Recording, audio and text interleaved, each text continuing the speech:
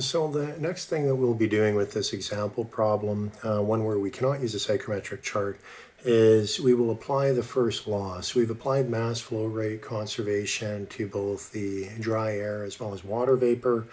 And with that, we are able to determine the amount of water coming in. We know specific humidity at 1, 2, and 3. The things that we're still trying to find, however, is temperature in the midsection at point 2.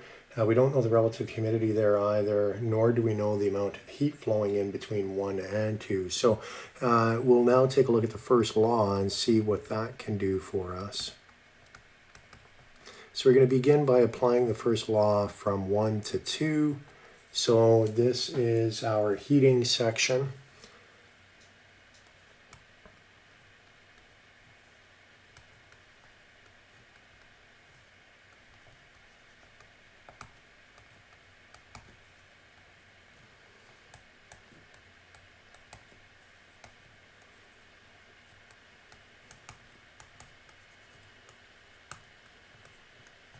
So that's the full-blown form of the first law there.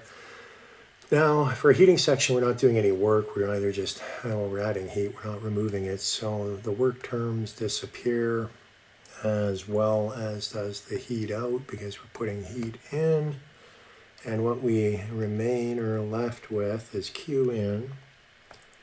And again, I'm doing this thing here by expressing it in terms of the mass flow rate of dry air, because remember, we're dealing with enthalpy for HVAC, and there we always express enthalpy per kilogram of dry air. So we have H2 and H1 in this equation. We already know m dot A, the mass flow rate of dry air. So let's write out H2.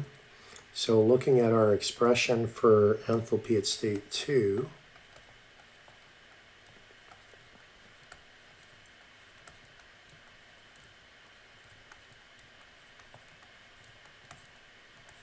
and similarly, enthalpy at state 1.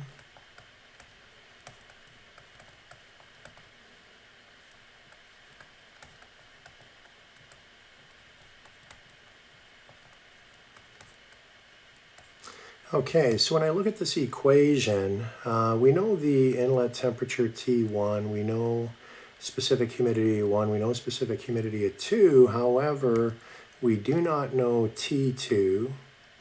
And so consequently, we do not know H2. So that's an unknown that we still have in our problem. So let's move along and let's take a look at applying the first law between points 2 and 3.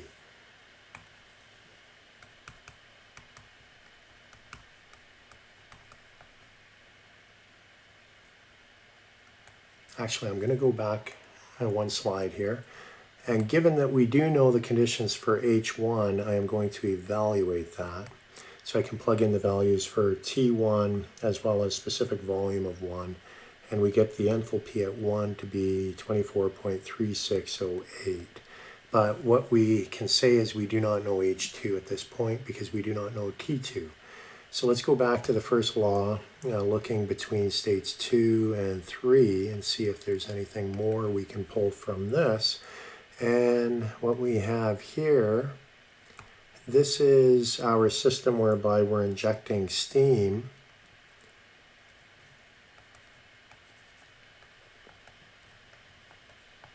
So we basically just have mass flow in, mass flow out multiplied by the enthalpy stream. So let's expand that.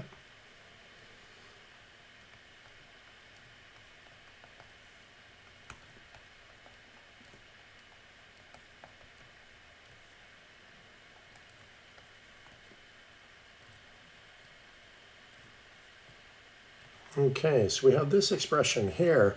Now we know the mass flow rate of air at 2 is equal to the mass flow rate of air at 3. And the other thing that we can determine is the enthalpy of the inlet stream. We're told it's 100 degrees C saturated vapor. And so from that you can go to your steam tables.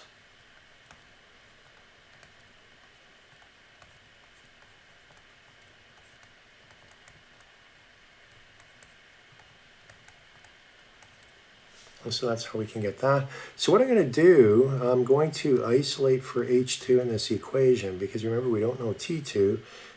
If we know H2, that will help us get T2.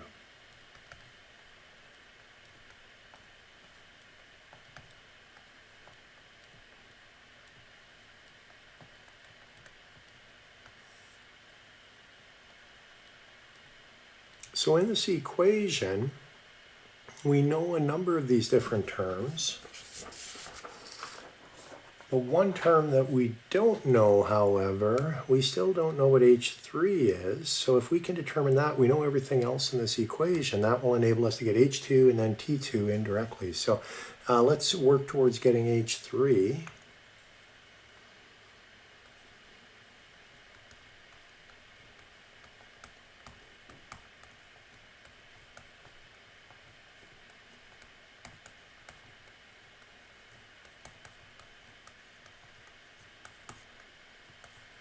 So we have that expression. Now we know T3, we know specific volume of 3, so we can directly calculate H3. H3 then turns out to be the following.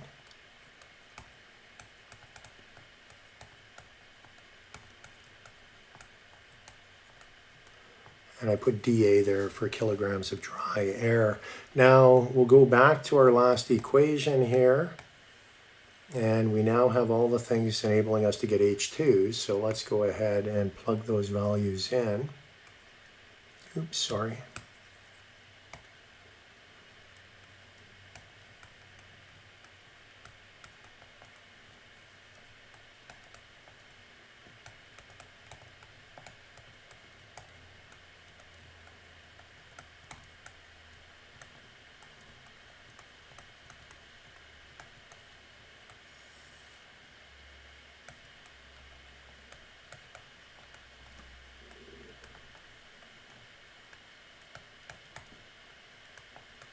So we get that for H2 by plugging in the values. It's 34.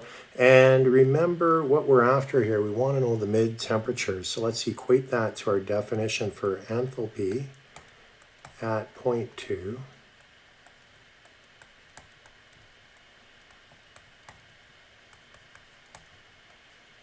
And here I have expanded the second term.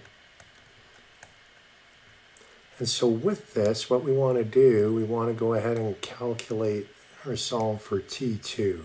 So when we do that, we get T2 is 19.49 degrees C.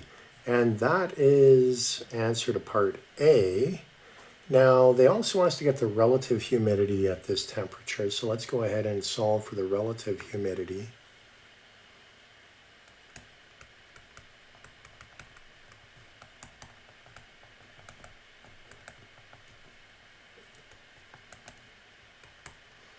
So again there, what we do, we go to our steam tables for this temperature of 19.5 degrees C.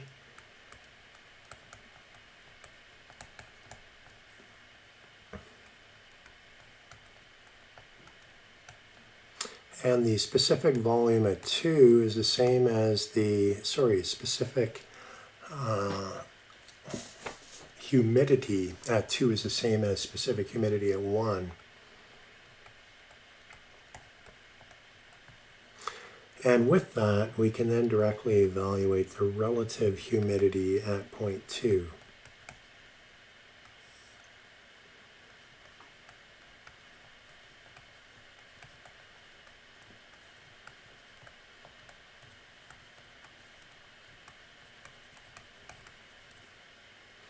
So the relative humidity at 0.2 turns out to be 37.8%.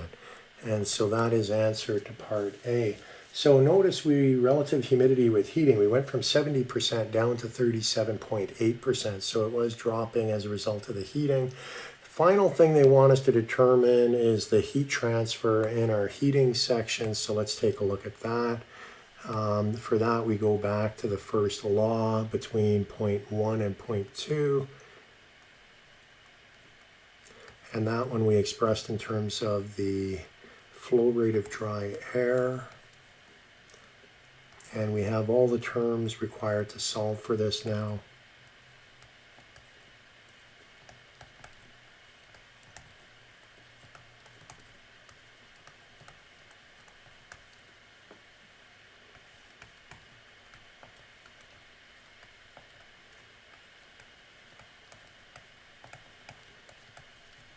That's in kilojoules per second, and given they gave us flow rate in per minute, I'll express it in kilojoules per minute.